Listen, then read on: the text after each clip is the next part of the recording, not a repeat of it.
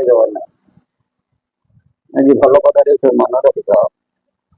ଆଜି ଆଲୋଚନା କରିବା ବାହୁରି ବୁନ୍ଦା ଆତ୍ମଲେ।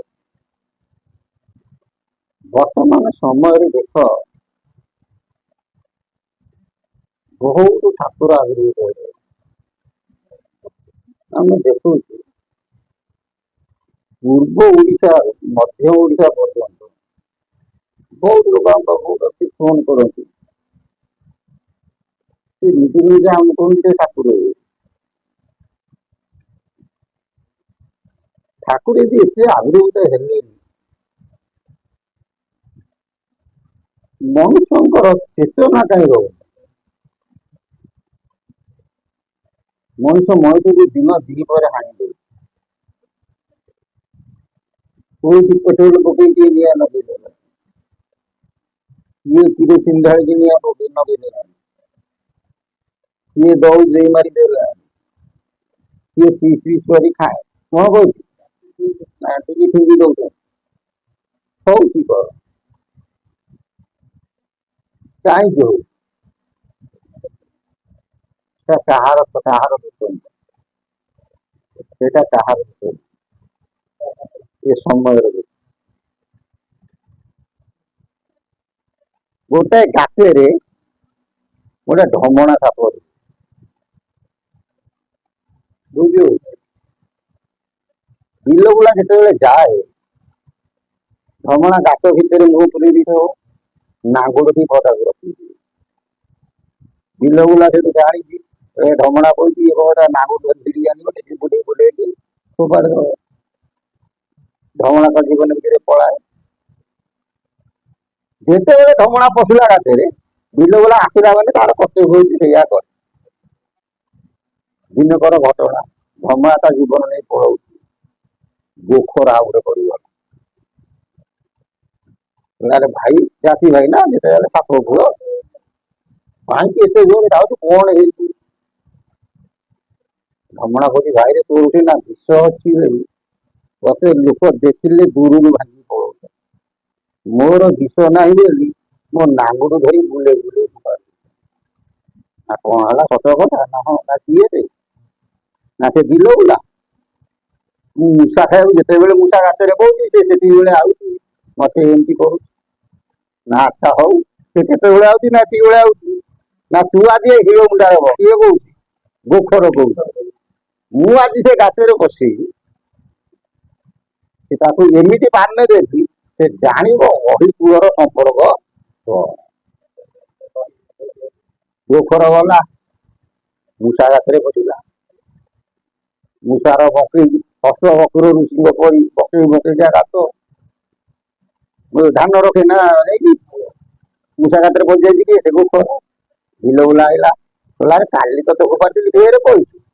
ସିଏ ଆଉ ସିନା ମୁଣ୍ଡଟା ଦେଖିଲେ ଜାଣିବ ଇଏ ଗୋଖର କି ଢମଣା। ସେ ବୁଲେଇ ବୁଲେଇ ଫୋପାଡ଼ି ଦେଲା। ଗୋଖର ତା ଜୀବନ ଭିତରେ ପଳେଇଲା। ଢମଣା ସାଙ୍ଗେ ଯେତେବେଳେ ହାବୁଡା ପଡିଗଲା, ଢମଣା କହୁଛି କିରେ ଭାଇ ତତେ ପାନେ ଦେଲୁ? ନାରେ ଦେବି କଣ, ତୋର ଦୋଷ ନୁହଁ କି ମୋର ଦୋଷ ନୁହଁ, ସେ ଗାତର ଦୋଷ। ନା କଣ? ନାରେ ମୁଁ ବା ତା ଭିତରେ ମୁହଁ ପୁରେଇ ଦେଇଛି, ସେ ଆଇଲା ମୋ ନାଙ୍ଗୁଡ ଧରିକି ବୁଲେଇ ଫୋପାଡ଼ି ଦେଲା। ସେମିତି କହିବାର ତାତ୍ପର୍ଯ୍ୟ ବର୍ତ୍ତମାନ ସମୟଟା ଅଛି। କଣ ସମୟ ସେଇଆ? ଗୁରୁବାଦ ପରମ୍ପରାର ଗ୍ଲାନି ଘଟେ। ବୁଝୁଛି? ସାଧାରଣ ବ୍ୟକ୍ତି ବିଶେଷ ମାନେ ଧର୍ମ କଣ ପାପ କଣ କିଛି ବିଚାର କରିପାରୁନାହାନ୍ତି। ତାଙ୍କୁ ସବୁ ସମାନେ ଦେଖାଯାଏ। ଯଦି ଗୁରୁ ପରମ୍ପରା ଟା ଠିକ ଥାନ୍ତା, ମନୁଷ୍ୟ ଏ କାମ କରନ୍ତା ନାହିଁ।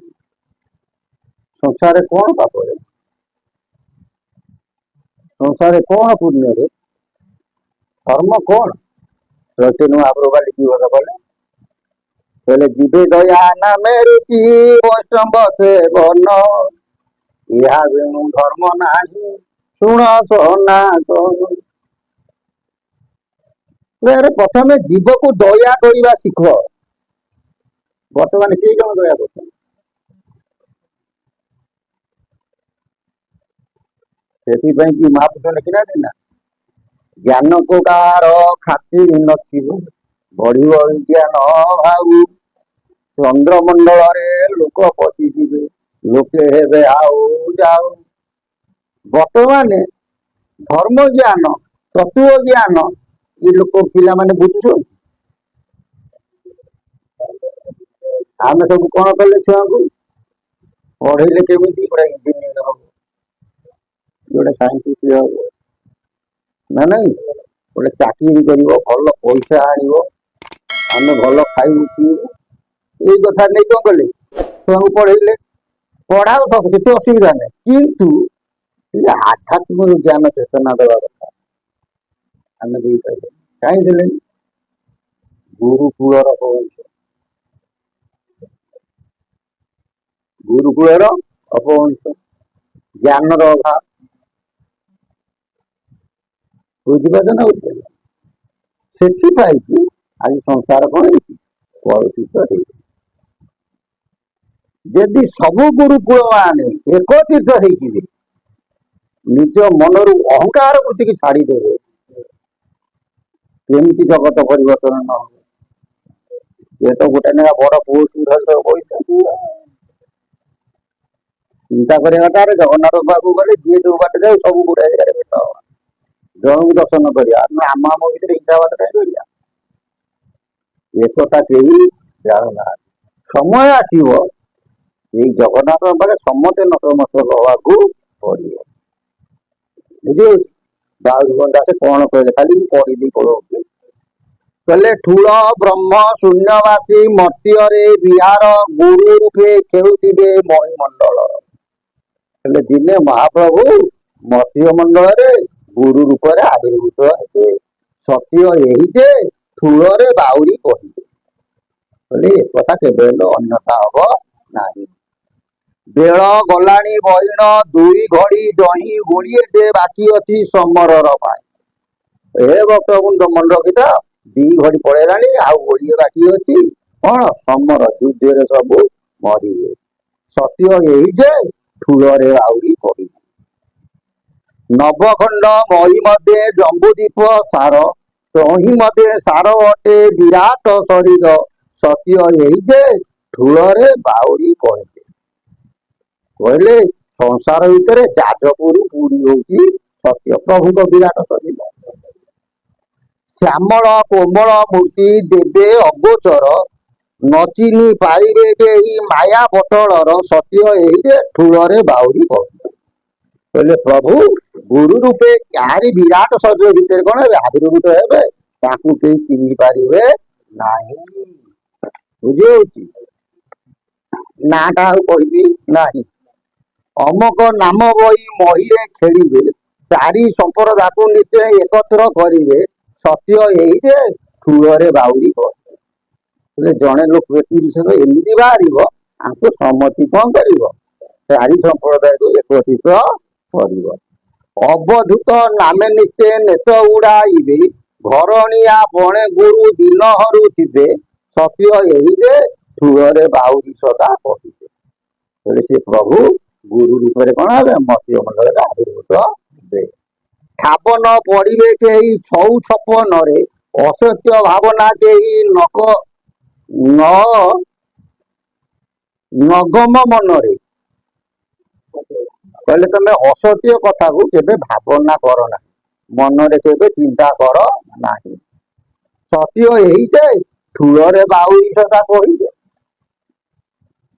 ସମସ୍ତେ ପ୍ରଭୁଙ୍କ ପାଖରେ ଆତ୍ମସମର୍ପଣ ଭାବ କରିଦିଅ। ରାଧାକୃଷ୍ଣ ଚରଣରେ ମନ ସର୍ବେ ରଖ, ଗୁରୁ ଅଙ୍ଗେ ଖେଳ ହେବ ଦେଖିବ ପ୍ରତ୍ୟକ୍ଷ। ସତ୍ୟ ଏହି ଯେ ଅନନ୍ତ ଯୁଗେ ବାଉରି କହିବେ। କହିଲେ ସମସ୍ତେ ହେ ଭକ୍ତବୃନ୍ଦ, ତମେ ରାଧାକୃଷ୍ଣଙ୍କ ଚରଣରେ ସଦା ସର୍ବଦା ମନ ରଖ, ନିଶ୍ଚୟ ଭବ ସଂସାରରୁ ତରିଯିବ। ଅନନ୍ତ ଯୁଗ ଘଟଣା ଇଏ, ଏକଥା କେବେ ଅନ୍ୟଥା ହେବ ନାହିଁ। ବୁଝିପାରିଲେ ନା ବୁଝିପାରିଲ? ଜୟ ଜଗନ୍ନାଥ। ଆପରେ ଆଲୋଚନା କରିବା ଭକ୍ତ ସାଲ ବେଗଙ୍କର କଥା। ସେ ପ୍ରଭୁଙ୍କ ସଦିଚ୍ଛା ପୂର୍ଣ୍ଣ ହୋଇ ବୋଲାନ୍ତି।